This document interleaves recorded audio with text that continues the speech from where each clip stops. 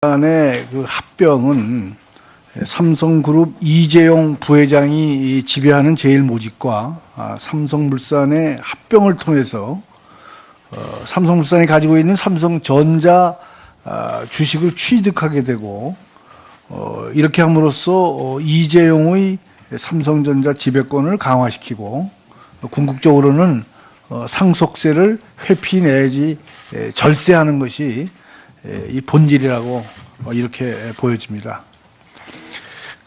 이 과정에서 국민연금은 제일모직이 삼성물산을 싸게 합병할 수 있도록 홍완선 등 국민연금공단의 주식 매매를 담당하고 있는 사람을 동원을 해서 합병 발표 전에 국민연금이 가지고 있는 삼성물산의 주식을 매도, 그래서 주가를 하향 유도하고, 합병 발표 후에는 주식을 오히려 매입을 해가지고 이재용 부회장을 이렇게 도와준, 이러한 것이 전체적인 스킴입니다. 이 과정에서 삼성물산은 건설 수주를 수주한 거를 오히려 합병 이후에 이렇게 발표를 해요. 그렇게 해가지고 삼성 물산의 전반적인 가치가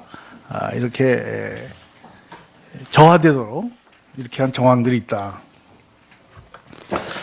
그래서 이러한 과정에서 우리 전 복지부 장관이 우리 문영표 이사장께 몇 가지 이제 물어보겠습니다.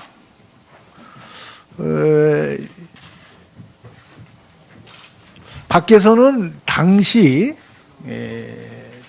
최경환 전 경제부총리, 그리고 이 최광 전 이사장, 이런 분들이, 그러니까 복지부 장관 시절이니까 이 제일모직과 삼성물산의 합병에 대해서 논의를 하셨죠?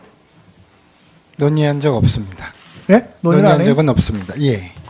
그러면은 문영표 이사장이 그 당시에 가장 핵심적인 지위에 있었던 거 아니에요? 국민연금을 대표해서. 국민연금이라는 게 뭡니까? 국민의 자산을 잘 관리를 해서, 국민이 맡기신 자산을 잘 관리해서 연금이 잘 지급되도록 이렇게 하는 거 아니에요? 예, 뭐 의원님 지적이 맞습니다. 다만 아니 근데 그러면 그런 부분들을 그건 논의도 안 했다는 거는 그거는 상식이 어긋나지 않아요?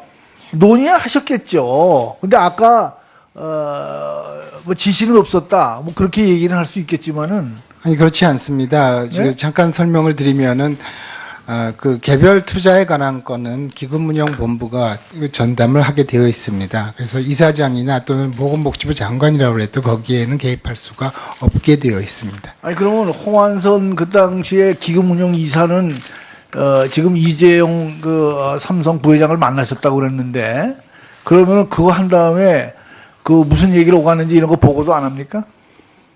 예, 저도 홍완선 본부장이 이재용 부회장을 만났다는 것은 사후에 보고를 받았고요. 사후에? 예. 네, 그것은 뭐 국회에서 그것이 지적되면서 알게 되었고요. 그리고 거기에 관해서는 일상적인 업무 차원에서 면담을 한 것으로 보고받았습니다. 그래요? 그러면은, 제일모직과 삼성물산의 합병 비율은 1대 0.35로 했죠. 네, 그렇습니다. 그래서 이렇게 하면서 이재용 부회장이 경영권 승계가 용이하도록 이렇게 저평가를 해줬단 말이죠. 삼성물산 주식을. 그건 동의하십니까? 예, 그 문제에 대해서는 기금운용본부에서도 인식을 하고 있었던 것으로 알고 있고요. 다만 0.35라는 그 숫자가 어떤 규칙의 공식에 의해서 결정이 됐기 때문에 그것에 대해서 어떤 그 조정하는데 한계가 있었다고 들었습니다. 아니 그럼 연금관리공단의 그 리서치 팀이 합병 비율이 0.45로 하는 것이 맞겠다, 이렇게 한 거는 보고를 받았어요? 뭐 사후에 제가 알게 되었습니다. 다 사후에 알아요 그러면? 그렇습니다. 그럼 연금관리공단 이사장 거기 앉아서 뭐 하는 거예요? 뭐 다 사후라 그러면은 아니 이런 문제를 이렇게 중요한 문제를 복지부 장관도 하고도 협의도 안 했다. 청와대하고도 부총리하고도 얘기 안 했다. 어? 그것도 보고는 사후에 받았다. 그럼 거기 왜 앉아 계신 거예요, 그러면? 거기에 대해서는 그 전술적인 투자 결정에 대해서는 보건복지부나 아니면은 공단 이사장이 관여하지 않습니다.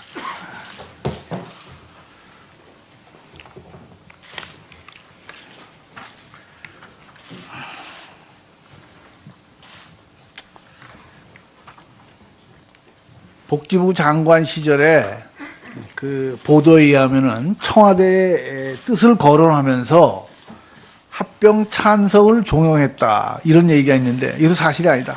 예, 그런 보도를 보고 저희가 해명 자료도 냈습니다만은 전혀 그런 사실이 없습니다. 제가 그 전문위원회 위원 한 분 제가 아시는 분께 제가 전화를 드렸던 것은 투자 결정이 확정된 이후에 전화를 드렸고요. 거기서 문제 제기를 한다는 것에 대해서 좀 상황 파악을 하기 위해서 전화를 드렸던 것 뿐입니다. 그런 거 다 사후에 알고 아무것도 몰랐다. 정말 이렇게 나오시는 겁니까? 아니, 그렇지 않습니다. 그거는 뭐 보고를 받지 않습니다. 자, 그러면 법무부 차관한테 한번 물어보겠습니다. 그 검찰이 삼성과 국민연금공단에 대해서 압수수색했죠? 그렇습니다. 그러면은 그 압수수색 결과로 제3자 뇌물 혐의를 그 입증할 만한 그러한 그 자료가 나왔어요? 현재 지금 수사를 진행하고 있습니다. 수사를 진행하고 있다. 그러니까 수사 진행이니까 얘기하지 못하겠다 그런 얘기입니까? 그렇다기보다도 아직 수사가 완결되지 않은 상태라서 이 상태에서 결론을 미리 말씀드리기는 어렵다는 그런 취지입니다. 그러면은 그 수사 상황에 대해서 지금 문영표 이사장이 말씀하신 거를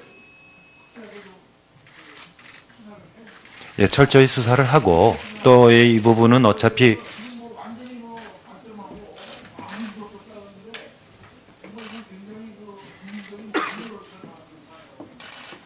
철저히 수사하고 또 그 자료를 또 특별검사가 임명이 되면은 인계를 해서 또 활용할 수 있도록 하겠습니다.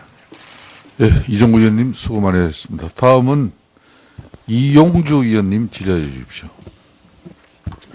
예, 국민의당 이용주 의원입니다. 예, 법무부 차관님, 예, 지금 장관님을 대신해서 나와서 답변을 하고 계신 거죠? 그래서 지금 장관이 공석이라서 제가 직무대행입니다. 그렇습니다. 예. 예. 어제 대통령의 대국민 담화 들었죠? 예, 봤습니다. 예. 대통령께서 이번 수사 결과에 대해서 이렇게 정리를 하셨습니다. 본인은 단 한순간도 사익을 추구하지 않았고 작은 사심도 품지 않고 살아왔다. 지금 벌어진 여러 문제들은 국가를 위한 공적인 사업이라 믿고 추진했던 일이다. 라고 말씀하셨습니다. 차관님, 이 의견에 동의하십니까? 제가 대통령께서 말씀하신 부분에 대해서 구분 그 단락별로 제가 의견을 말씀드리는 건 적절치는 않고요. 다만 이 사건에 있어서는 모든 의혹에 대해서 철저히 진상이 규명이 되도록 검찰에서 최선을 다할 것이라는 말씀을 드리겠습니다. 예. 예, 최순실 오늘 업무보고에 나온 부분 찾아보면은 현대자동차 관련해서 KD 코퍼레이션 관련한 11억 원 상당 납품 관련, 그리고 플레이그라운드 관련한 71억 원 상당 광고 수주 관련, 이런 부분들은 어떠한 명목을 찾아보더라도 국가를 위한 공적인 사업이라고 볼 수 있는 여지가 단 한 군데도 없는 거죠. 어떻습니까? 네, 지금 말씀하셨던 부분을 포함해서 지난번에 최순실 안종범을 기소할 때 공소장에 공범으로 공모관계가 인정되는 것으로 설치된 혐의가 7개 있는 것으로 알고 있습니다. 예.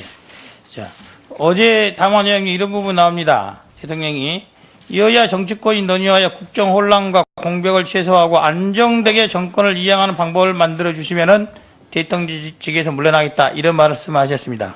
알고 계시죠? 예, 봤습니다. 안정되게 정권을 이양하는 방법을 만들어 달라, 이 말이 사후에 법적인 처벌을 면해달라, 즉 명예훼손 퇴진, 사후 보장해달라는 말로 보이는데 어떻게 생각하십니까? 제가 답변 드릴 사항은 아니라고 생각을 합니다. 만일 대통령이 사후를 보장해달라는 취지로 이런 내용의 담화를 했다면은 이는 매우 부적절한 담화일 뿐만 아니라 주요 정치인이 명예훼손 퇴진 사후 보장 이런 언급을 하고 있는데 그것은 현재의 미래의 대통령이 할 수 있는 부분이지 현재 대통령이 그것을 반성하지 않은 자세에서 본인에 대한 처벌 면제해달라 적절치 않죠. 지금 나라가 굉장히 혼란한 상황인데 국정을 안정시키기 위한 구체적인 방법을 논의하는 것은 여야 간의 정치권에서 논의하실 사항이라고 생각을 하고 저희 법무검찰에서는 어쨌든 이 사건의 진상이 철저히 규명되도록 최선을 다해서 수사를 하도록 하겠습니다. 자, 차관님. 헌법 71조에 따르면 대통령이 거리다거나 사고로 인한 직무 수행할 수 때는 국무총리 법률이 정한 순서로 대행한다고 되어 있습니다. 어제 그 박 대통령의 담화를 보면은 퇴진 의사를 명확히 밝히고 있습니다. 조건부 퇴진인 것이죠. 그렇죠? 그렇습니까? 예, 뭐 어제 발표 내용이 있었습니다. 그렇다고 한다면은 대통령이 공식적으로 사임 의사를 조건부로 밝혔다고 한다면은 이는 헌법 71조에 따른 권리 상황은 아니지만은 사고로 볼 수 있지 않겠습니까? 그 사고의 의미를 어떻게 볼 것이냐에 대해서 지난번부터 좀 논의가 있어 왔었는데 그 사람에 따라 조금씩 견해가 다른 것으로 파악이 됐었습니다. 자, 제가 묻는 이유는 요즘 이겁니다. 대통령께서 발표하기 하루 전에 경찰의 고위 간부에다 인사를 단행하셨어요. 그래 알고 있죠? 예, 보도를 자, 봤습니다. 지금처럼 조건부이지만 퇴진 의사를 밝힌 대통령이 이후로도 이와 같은 인사를 하는 게 헌법적으로 용납이 됩니까? 그 부분은 제가 답변 드릴 사항은 아닌 것 같습니다. 아니죠. 예. 법무부 장관이 대통령의 법률적 보좌를 하는 게 아니겠습니까? 향후 이러한 인사가 있을 경우에는 법무부 장관, 즉 차관이 그에 대한 법률적 당부에 대해서 견해를 밝혀야 되는 겁니다.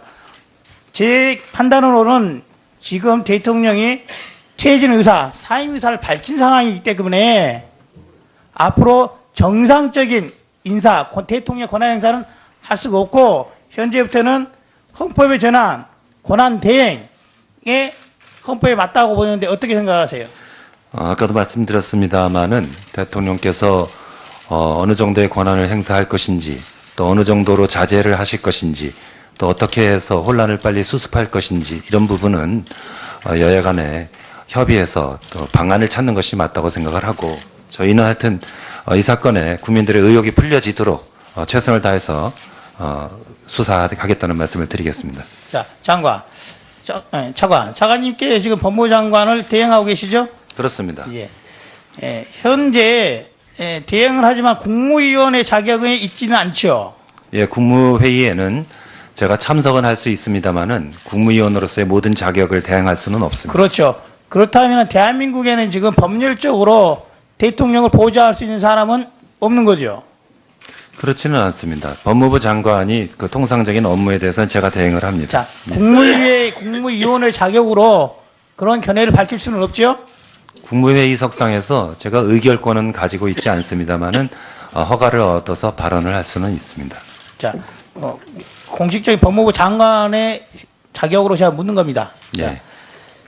어제의 대통령의 의사가 조건부 퇴진 사임 의사라고 본다면은 이게 법률적으로 유효합니까? 무효입니까? 사임 의사에 조건을 붙일 수가 있습니까?